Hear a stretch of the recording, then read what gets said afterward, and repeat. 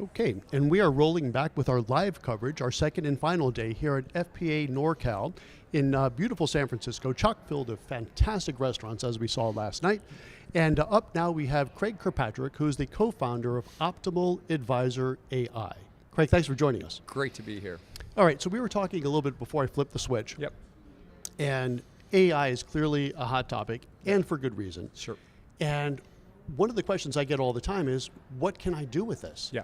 So you are not a software company, you're not selling another AI solution, Yeah. you're selling what's probably most needed, Yeah. which is how can I use this as an advisor? Because I get that question all the time. I hear about AI, it's fantastic, how can I use it? Yeah. How do you answer that question? Yeah, great. And again, great to be here. It is interesting, we work with firms that have 20,000 advisors or individual advisors as well, and they all have the same challenge. Like, how do I incorporate AI in my daily practice, given all unprecedented change, all the noise?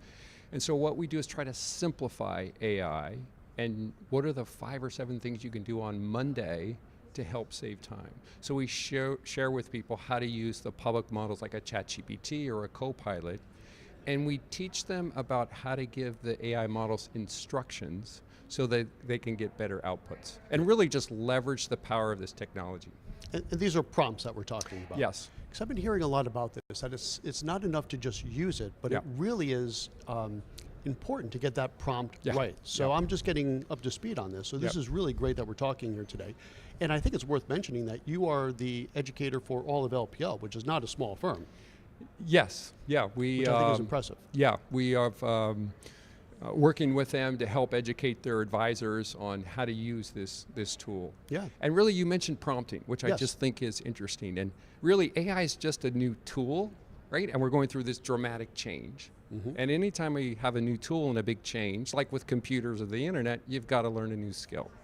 So the new skill that all advisors are going to need to learn is the skill called prompting, or giving instructions.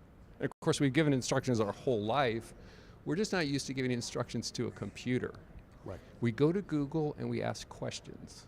When you work with AI models, you need to give instructions. And it's just that educational process that we're working with advisors, all around the country and the world to help them learn how to give instructions. All right, so one thing we're kind of known for on goRIA.com is specificity.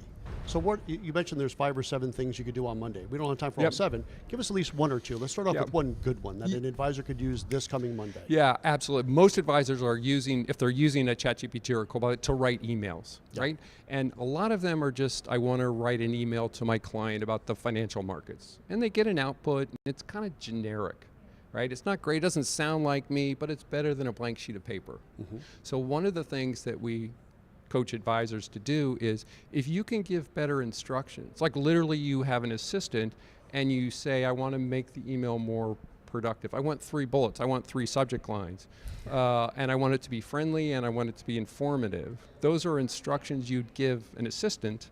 And if you can give them to the computer, your output improves dramatically. So writing emails, writing LinkedIn posts, the communication side of using AI is what most advisors are doing it, but there's a whole bunch of other use cases as well. Yeah, we'll talk about some of those for sure, because I want to know some more. I was grinning before as you were saying this, because I remember not too long ago I received an email, and I guess they forgot to take the prompt out. Yes, classic. and the prompt was, write a warm and inviting, or write this email with a warm and inviting tone. Yeah. So I replied back, I was like, that was such a warm and inviting email. And it just went right over their head. I was like, it was your prompt, obviously. Yes. So if you do this, be sure to take the prompt out, because then it's kind of a telltale sign. Yeah. Well, it's so interesting because what you're talking about is tone. Yes. And a lot of advisors are engaging with the AI models, and it comes back as, it doesn't sound like me. There's a lot of jargon in there, using terms like game changer. Like, no human really talks that way. Right.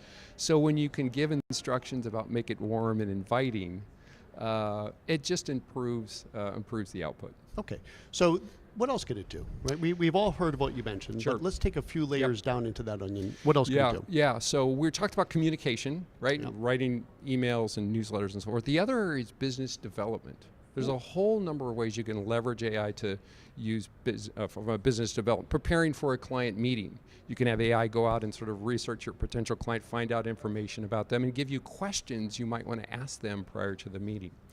You can even... I've done that quite a bit, actually. Yeah. Especially when I'm interviewing someone that I've never really met before. Yep. I'll do that, and it really is kind of scary on how much information it can pull on you. Yeah. Give me 3 to 5 questions I could ask, Chuck, to just connect with him on a personal and professional basis. Real simple stuff.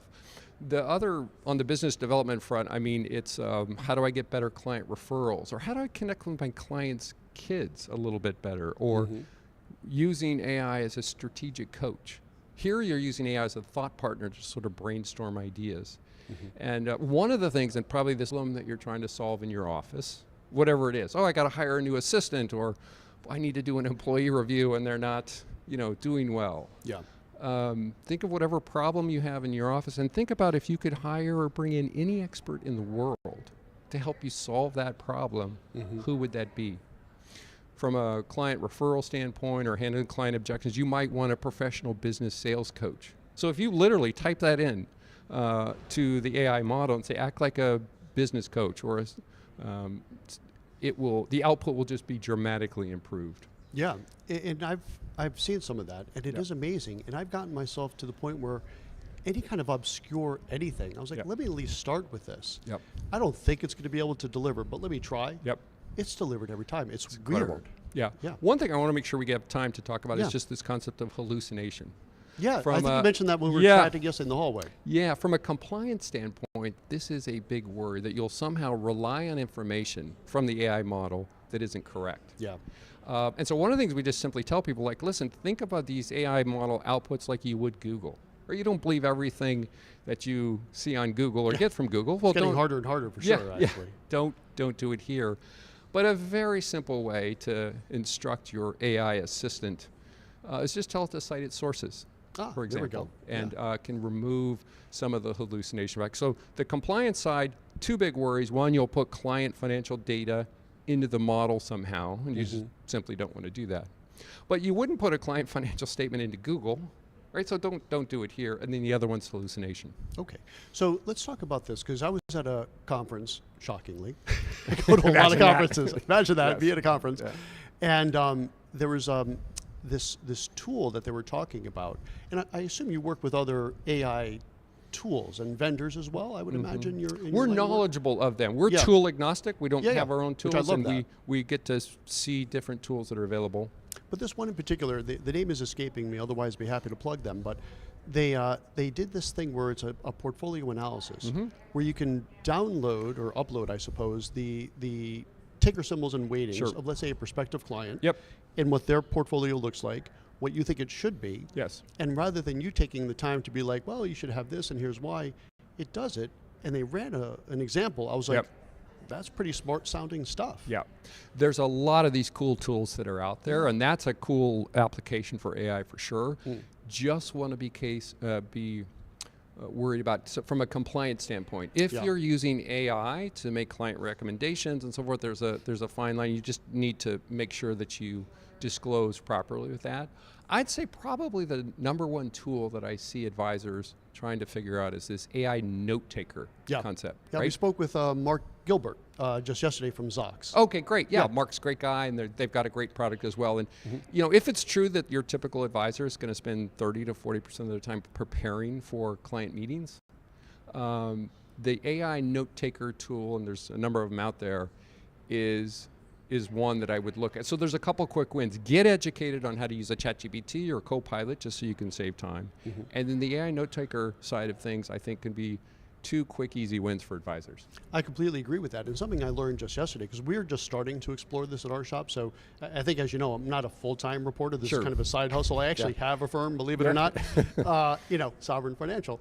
And what I thought was really neat that Mark told me, and I didn't realize that this was a capability, is that not only is it doing a note-taking, I thought it was doing a note-taking based on my conversation, which of course it does that, but for meeting prep, and I thought this was pretty exciting, it will go into my CRM, it will go into decades worth of emails, if I have decades worth of emails, and put together a summary. I was like, wow, that is really kind of powerful.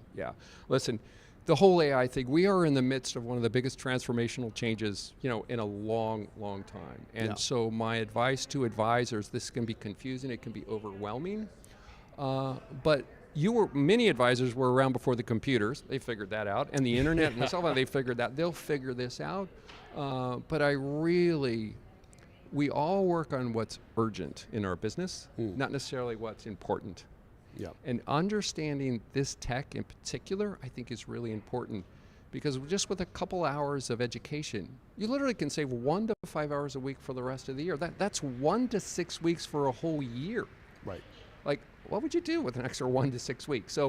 So listen, there's a lot of noise. It's confusing, but I just really think if you can just lean in, adopt, be curious, you'll figure this out. Yeah.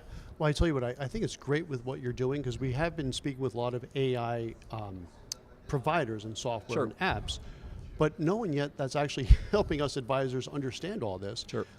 I love, the RIA spaces where fiduciaries live, which is generally product agnostic. I love that you're product agnostic and just helping us advisors better utilize AI. So thank you for what you're doing. Yeah, glad to be here. It's just been wonderful to just educate people on this new technology that's available. Real good. I think we're going to put a pin in it right there. So Craig, thanks a lot for joining us. Thank you. Okay, and that's it for this segment, but we have 2 more to go as we finish up and wrap up our coverage here at FPA NorCal. We'll be back soon. Thanks.